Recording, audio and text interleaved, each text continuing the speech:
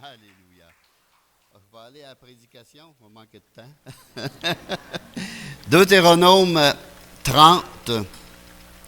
Le titre, c'est « Reviens à l'Éternel ton Dieu ». Hein? Reviens de tout ton cœur, toute ton âme. Je vais lire versets 1 à 3. Après ça, on va reprendre verset par verset.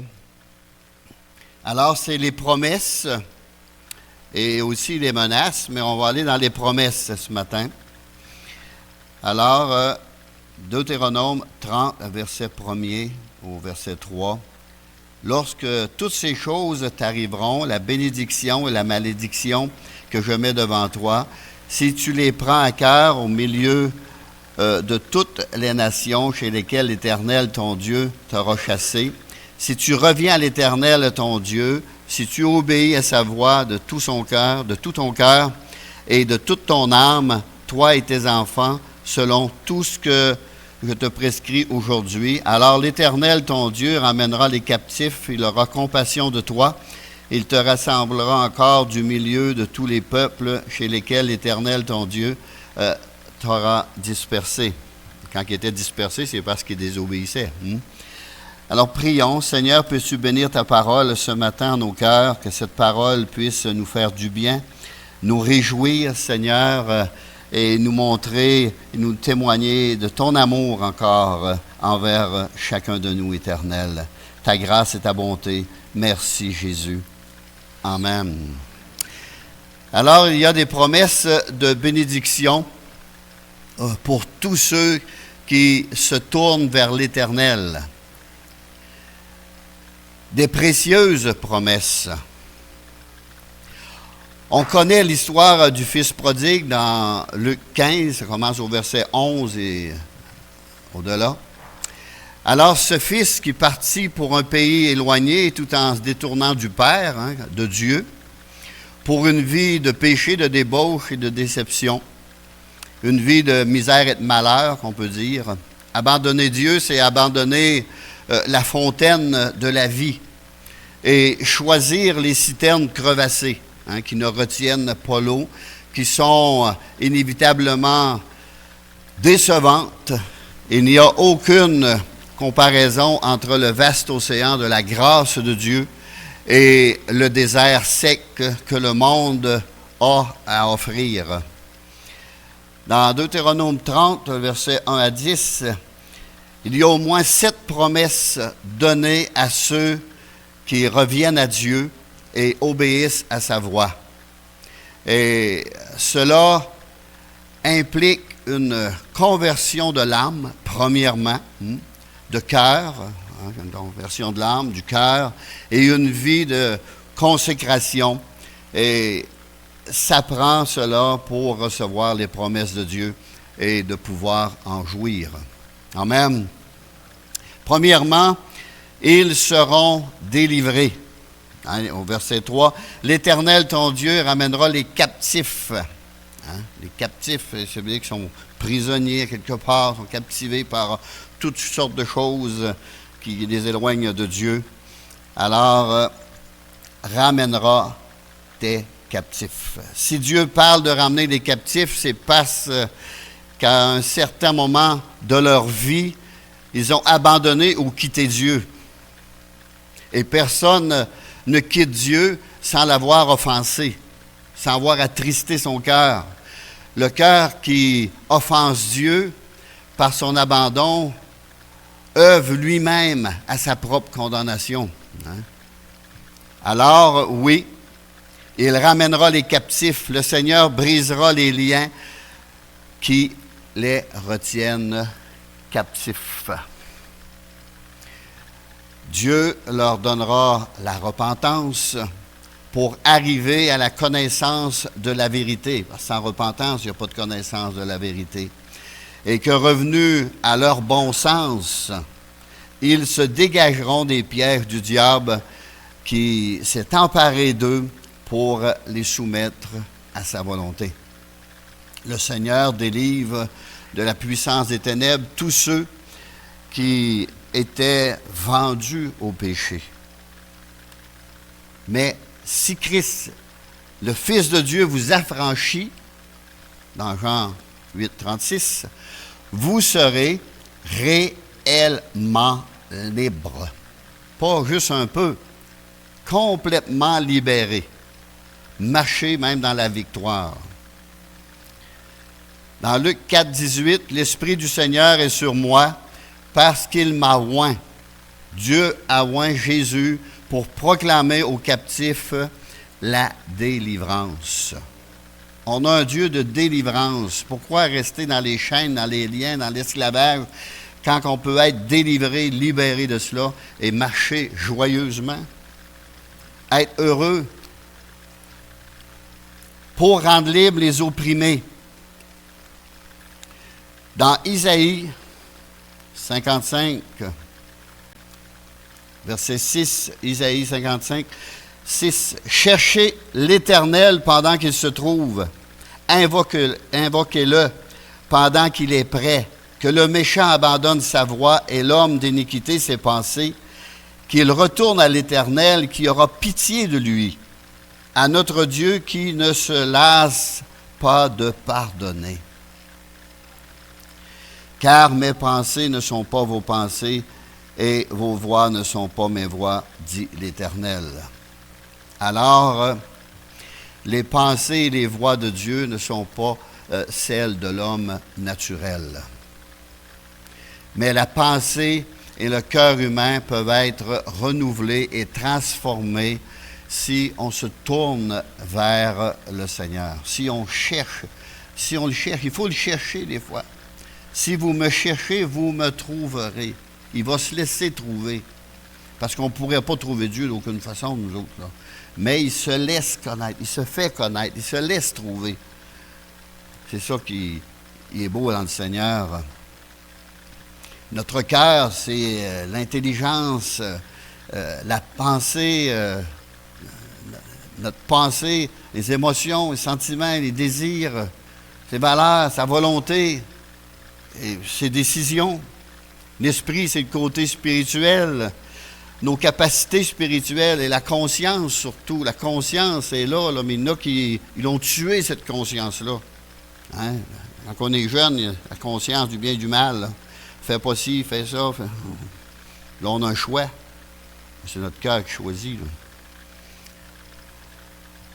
Alors, ils seront délivrés. Un deuxième point qu'on voit aussi dans ces versets, ils seront rétablis. Au verset 4, l'Éternel ton Dieu te rassemblera de là. Te rassemblera de là. Le Seigneur ne se contente pas seulement de nous délivrer de la domination de Satan, de l'emprise du péché et du monde, parce qu'on peut aimer le monde, aimer les choses du monde, mais il nous ramène sous son aile, tout près de son cœur aimant, de telle sorte que nous ne puissions connaître une douce et réelle communion avec lui, une relation intime avec le Seigneur. C'est de retrouver cela que Dieu veut. Le fils prodigue, dans Luc 15, fut délivré lorsqu'il quitta la contrée lointaine. Mais il ne fut rétabli que lorsqu'il tomba dans les bras de son père qui était rempli de miséricorde et de bonté envers lui. L'amour de Christ nous presse, nous étreint, si vous aimez mieux, dans ses bras d'amour. Hein? Il nous prend et il nous serre, là. Une bonne accolade là, dans ses bras d'amour. Alors, ils seront rétablis. Ils seront fortifiés aussi. L'Éternel, ton Dieu, te mènera dans le pays. Il te fera du bien. On lit ça au verset 5. Il te fera du bien. Oui, ces promesses furent destinées en premier lieu aux enfants d'Israël. Mais toute écriture inspirée par le Saint-Esprit est utile à l'homme de Dieu. On peut aller lire dans 2 Timothée. 2 Timothée, chapitre 3, versets 16 et 17. Toute Écriture, l'Ancien Testament comme le Nouveau, les Écritures, c'est des Écritures. Toute Écriture est inspirée de Dieu et utile pour enseigner, pour convaincre, pour corriger, pour instruire dans la justice, afin que l'homme de Dieu soit accompli et propre à toute bonne œuvre. C'est très important de lire la parole, de l'étudier, d'aller chercher des exemples de l'Ancien Testament, les pièges, les comportements que les hommes ont eus, les rois ont eus, afin d'imiter les bons puis de tasser les faux. Parce que il y a plus de méchants rois que de bons rois qu'il y a eu dans l'Ancien Testament, mes amis. Alors, tous ceux qui sont réconciliés avec Dieu par Jésus-Christ, on peut aller aussi dans Romains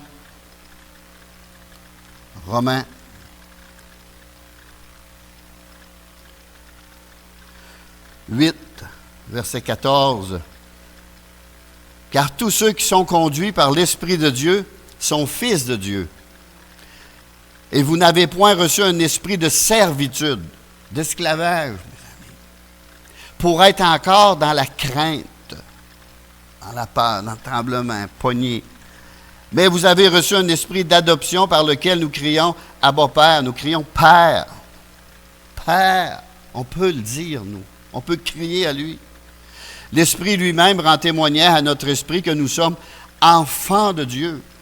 Et c'est même qu'on sait qu'on est sauvé. L'Esprit vient témoigner entre nous qu'on est enfants de Dieu.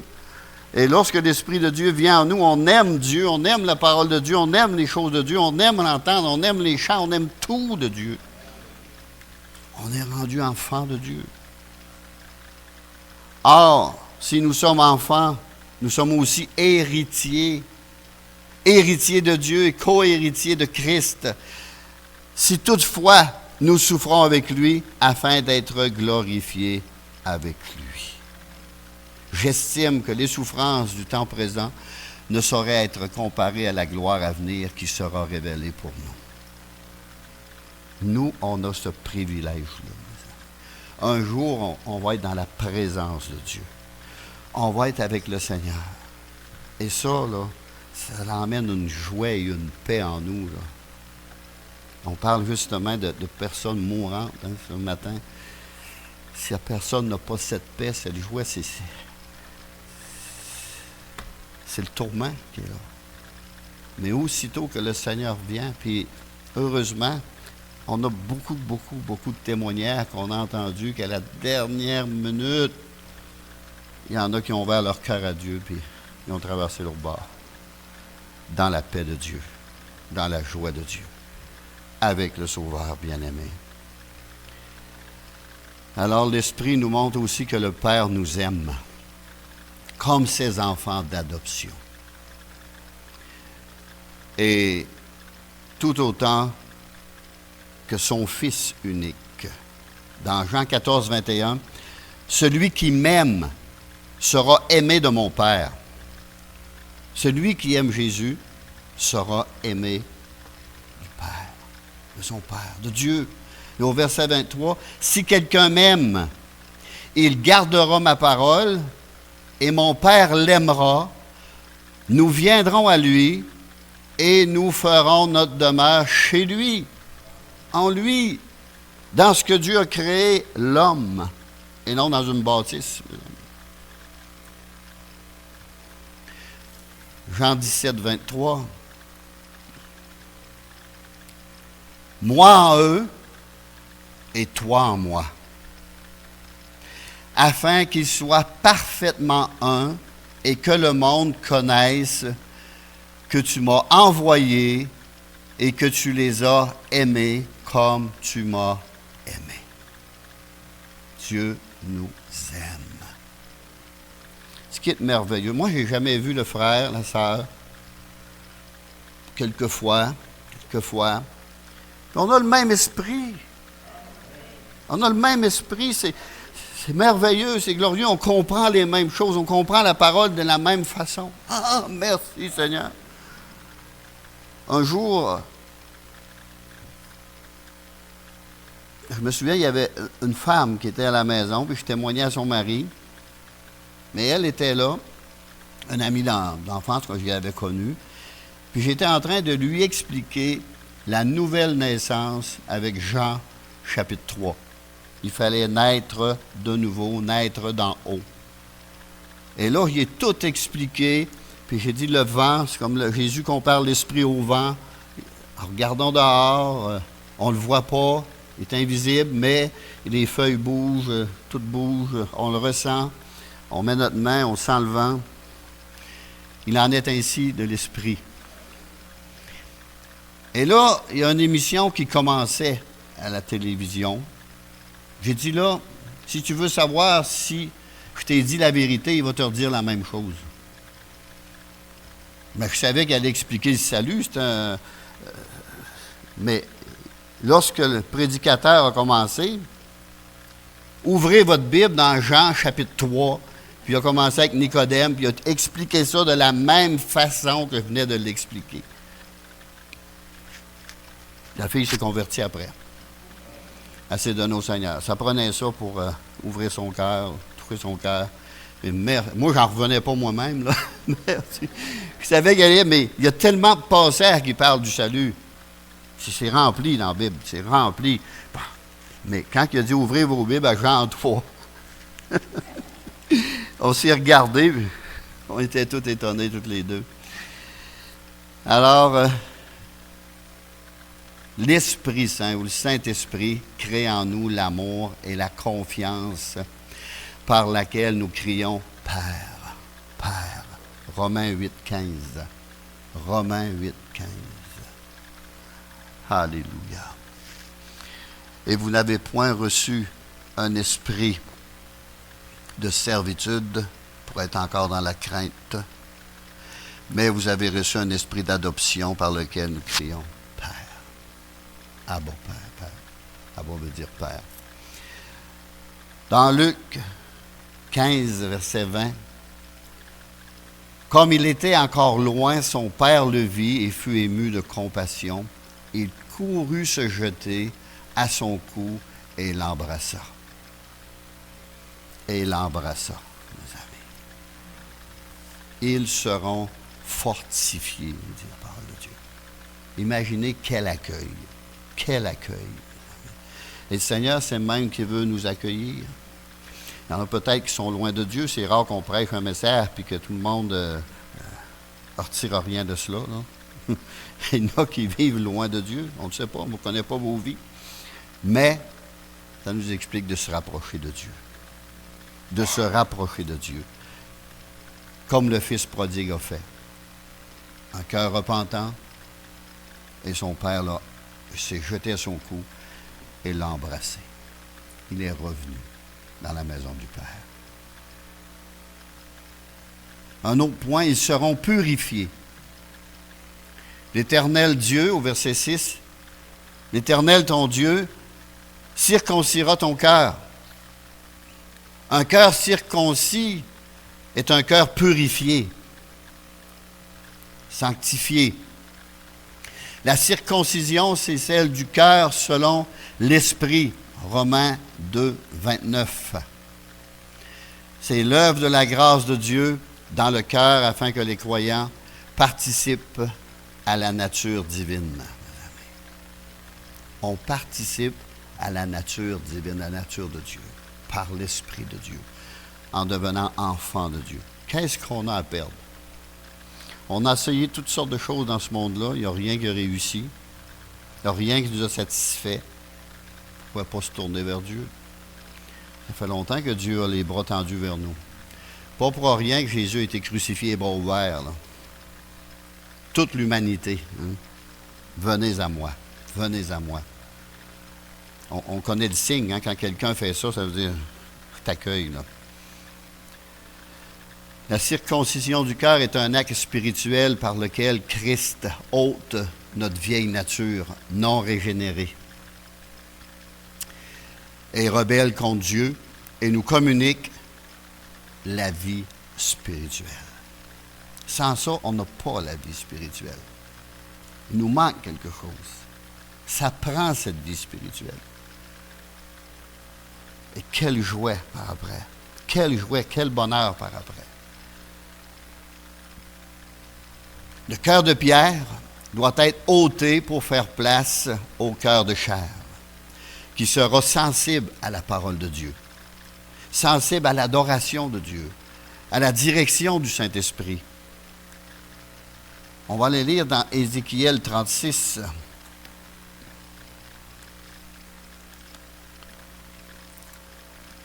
Ézéchiel 36, c'est une promesse, une prophétie accomplie. Verset 26. Je vous donnerai un cœur nouveau. Je mettrai en vous un esprit nouveau. J'ôterai de votre corps le cœur de pierre et je vous donnerai un cœur de chair. Je mettrai mon esprit en vous et je ferai en sorte que vous suiviez mes ordonnances et que vous observiez et pratiquiez mes lois. En d'autres mots, la parole de Dieu. Mais c'est une prière qu'on doit faire.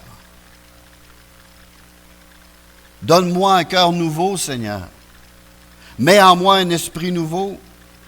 Enlève ce cœur dur, endurci. Ce cœur de pierre, endurci contre le Seigneur, contre sa parole. Et donne-moi un cœur de chair. Un vrai cœur. On va aller aussi au chapitre 11 d'Ézéchiel. Chapitre 11, et on va lire à partir du verset 19. Je leur donnerai un même cœur, et je mettrai en vous un esprit nouveau. J'ôterai de leur corps le cœur de pierre, et je leur donnerai un cœur de chair, afin qu'ils suivent mes ordonnances et qu'ils observent et pratiquent mes lois. Et ils seront mon peuple, et je serai leur Dieu. Dieu va tout enlever les idoles, les abominations, puis on va servir seulement le Seigneur, mais de tout notre cœur. Imaginez ceux qui ont plusieurs dieux. Il faut qu'ils servent plusieurs dieux. Imaginez combien que ces personnes-là peuvent marcher courbées. On voit ça en Inde, un peu partout. Là. Il faut qu'ils fassent plaisir à tous. Là. Il n'y a aucune joie dans ces personnes-là. Là. Aucun bonheur. Aucune bénédiction. Il faut qu'ils plaisent à un, il faut qu'ils plaisent à l'autre. Merci Seigneur d'avoir mis ton esprit dans notre esprit. On a un corps, un âme, un esprit, puis l'esprit de Dieu vient dans notre esprit. C'est aussi simple que ça. Là. C'est pas l'esprit démoniaque qui vient. On demande à Dieu, donne-moi ton esprit, puis il donne son esprit. Puis là, on commence à connaître et aimer Dieu. Ézéchiel a prophétisé que les enfants de Dieu reviendraient ou recevraient la puissance du Saint-Esprit pour vivre selon la volonté de Dieu et la loi de Dieu. L'Esprit de Dieu, avec tous ses dons et son action, est disponible aujourd'hui même, et on a vu les manifestations ici, même les chants ont décrit cette prédication-là aussi. Mais il faut placer notre foi en Jésus-Christ. C'est disponible aujourd'hui, mais il faut placer notre foi, notre confiance en Jésus-Christ, en sa parole. Ils seront purifiés. Un autre point, ils seront défendus. Nous sommes comme la prunelle de ses yeux, nous dit la parole de Dieu. C'est quelque chose, là. La prunelle de l'œil, c'est précieux, touche pas à ça, là. Nous sommes comme la prunelle de ses yeux.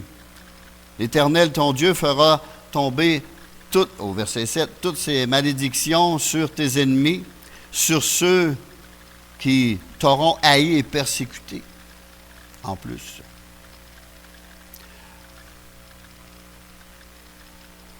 Nous ne devons pas maudire nos ennemis, mais prier pour eux. De toute façon, le Seigneur il dit, à moi la vengeance, à moi la rétribution. Il dit, Seigneur, remettez tous vos ennemis entre ses mains. Entre ses mains.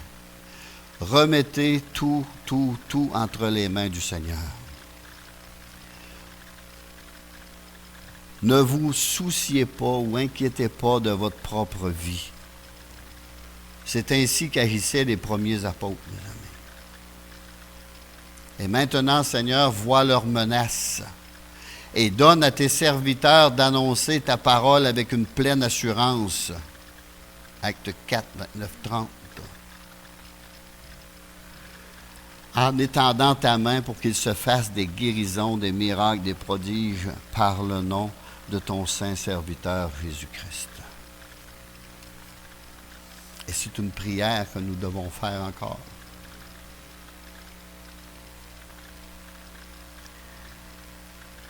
Un autre point, ils seront fructueux. Versets 9 et 10. Je vais le lire au complet. L'Éternel, ton Dieu, te comblera de bien en faisant prospérer tout le travail de tes mains, le fruit de tes entrailles, le fruit de tes troupeaux, le fruit de ton sol, car l'Éternel prendra de nouveaux plaisirs à ton bonheur, comme il prenait plaisir à celui de tes pères. Lorsque, verset 10, que tu obéiras à la voix de l'Éternel, ton Dieu, en observant ses commandements et ses ordres écrits dans ce livre de la loi, la parole de Dieu, lorsque tu reviendras à l'Éternel, ton Dieu, de tout ton cœur et de toute ton âme. Il y a toutes sortes de bénédictions que Dieu nous prépare.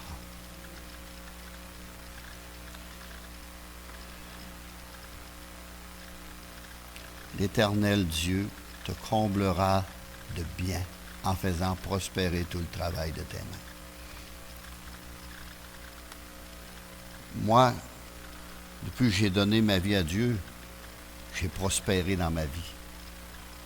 Beaucoup ont prospéré dans leur vie en donnant leur vie entre les mains de Dieu. Les arbres que le Père a plantés et arrosés ne sont jamais stériles. Ils croissent, mes amis. J'aimerais qu'on puisse aller lire dans le psaume 92.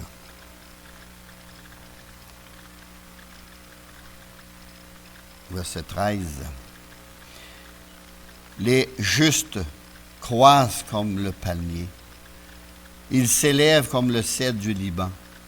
Plantés dans la maison de l'Éternel, ils prospèrent dans les parvis de notre Dieu, la présence de Dieu. Ils portent encore des fruits dans la vieillesse. Ils sont pleins de sève et verdoyants. Pour faire connaître que l'Éternel est juste. Il est mon rocher. Il n'y a point en lui d'iniquité. Mais si le grain de blé qui est tombé en terre ne meurt, dans Jean 12, 24, il me dit qu'il reste seul. C'est par le processus de la mort, de la vie personnelle, que la vie nouvelle de Christ peut croître de plus en plus en nous et porter du fruit. Parce que le verset 24b nous dit, « Mais s'il meurt, il porte beaucoup de fruits. » Ça veut dire qu'il faut mourir à nous-mêmes. C'est ça qu'on appelle la consécration. Il faut mourir à nos ambitions, à tout, et tout mettre entre les mains de Dieu, puis se laisser diriger par le Seigneur. Et ils seront fructueux. Ils seront fructueux. Et un dernier point, ils seront comblés. Comblés. L'Éternel, ton Dieu, te comblera de bien. L'Éternel prendra de nouveau plaisir à ton bonheur. Au verset 9. Au verset 10, « Lorsque tu obéiras à la voix de l'Éternel ton Dieu, lorsque tu reviendras à l'Éternel ton Dieu de tout ton cœur et de toute ton âme. » Regardons combien le Père se réjouit du retour de son Fils perdu depuis si longtemps, mes amis. On va aller dans Luc 15, verset 21. Le Fils lui dit, « Mon Père, j'ai péché contre le ciel et contre toi. Je ne suis pas digne, ou plus digne d'être appelé ton Fils. Mais, les fameux « mais » de la parole, mais le Père dit à ses serviteurs, apportez vite la plus belle robe. Et l'en revêtez. Mettez-lui un anneau au doigt et des souliers aux pieds. Amenez le veau gras et tuez-le. Mangeons et réjouissons-nous. Et là, il y a des paroles importantes au verset 24. Car mon fils que voici était mort. Pourtant, il était vivant. Mais spirituellement, il était mort, mes amis. Redevenu aveugle. Et il est revenu à la vie par la repentance. Père, j'ai péché. Il était perdu et il est retrouvé. Et ils commencèrent à se réjouir. Alléluia. Quelle grande joie. Quand les pécheurs reviennent sincèrement à Dieu, il est toujours prêt à les accueillir. C'est ce que ça nous enseigne. Et à leur offrir son pardon, son amour, sa joie. Et ici, quelle joie exprimée par Dieu au retour du pécheur. Quelle joie! Il y a même de la joie dans le ciel, mes amis, pour une brebis égarée qui revient à la maison. Quel bonheur de penser que nous faisons la joie de Dieu après avoir été pour lui le sujet d'une immense tristesse, mes amis. Ainsi, la joie de Dieu peut demeurer en nous et notre joie peut devenir parfaite. En lui, toujours en lui. Jean 15, 9, « Comme le Père m'a aimé, je vous ai aussi aimé. » Alors, on est aimé de Jésus, on est aimé de Dieu, on est aimé du Père, on est aimé du Fils. Au verset 11, « Je vous ai dit ces choses afin que ma joie soit en vous et que votre joie soit parfaite. Demeurez dans mon amour. » Il faut demeurer dans l'amour de Dieu.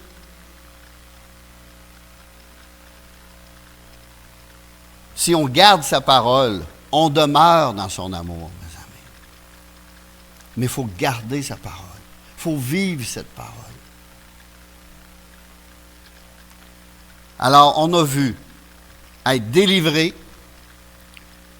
être rétabli, fortifié, purifié, défendu, c'est-à-dire protégé, fructueux et comblé. Quelle grande bénédiction de la part de Dieu. Qu'est-ce qu'on veut de plus? C'est ce qu'on recherche dans ce monde, mais qu'on ne trouvera jamais. Mais en Dieu, on a tout cela. On a tout cela dans le Seigneur Jésus-Christ. Je vais inviter les musiciens, puis on va prendre un temps pour prier. Alors, s'il y a des personnes qui ont des besoins physiques, de santé, besoins spirituels, besoin de peut-être revenir au Seigneur comme le Fils prodigue, comme on a vu, alors je vous invite à venir avancer et je vais descendre pour prier pour vous.